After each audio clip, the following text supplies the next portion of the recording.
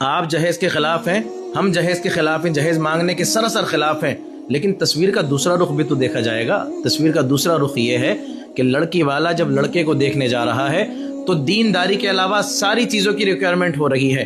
لڑکا پتہ چل جائے کہ اگر نمازی ہے، 5 وقتہ نمازی ہے، یہاں تک کہ تہجد گزار بھی ہے، لیکن کمی یہ ہے کہ انکم ذرا کچھ کم ہے، 10,000 15,000 20,000 روپے مہینہ کماتا ہے، تو آپ نے دیکھا ہی نہیں ہوگا کہ لڑکی والا تیار ہو گیا ہو کہ ٹھیک ہے میں اس لڑکے کو اپنی لڑکی دے دوں گا، بلکہ ریجیکشن ہوتا ہے کیا کہہ کر کہ ارے اتنی کم کمائی میں میری بیٹی کا گزارا ہوگا کیسے۔ اب دوسرا رخ دیکھیے تصویر کا کہ لڑکی والا لڑکے کو دیکھنے گیا، وہاں اس کو یہ پتا چلا کہ صاحب انکم تو بہت زیادہ ہے لیکن دین کے قریب نہیں ہے، اخلاق نہیں ہے اس کے پاس، لوگوں سے جھگڑا کرتا ہے، نشہ کرتا ہے، جوا کھیلتا ہے، یہاں تک کہ کبھی کبھی شراب بھی پی لیتا ہے۔ تو لڑکی والا تیار ہے اس وقت لڑکے کو اپنی لڑکی دینے کے لیے، کیوں؟ کیونکہ انکم اچھی ہے۔ اور کیا کہہ کر لڑکی دی جا رہی ہے؟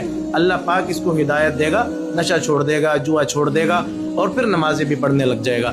جو اللہ پاک ہدایت دینے پر قادر ہے، نمازی بنانے پر قادر ہے، نشے سے باز رہنے پر قادر ہے، باز کروانے پر قادر ہے، کیا وہ اللہ پاک پیسہ دینے پر قادر نہیں ہے؟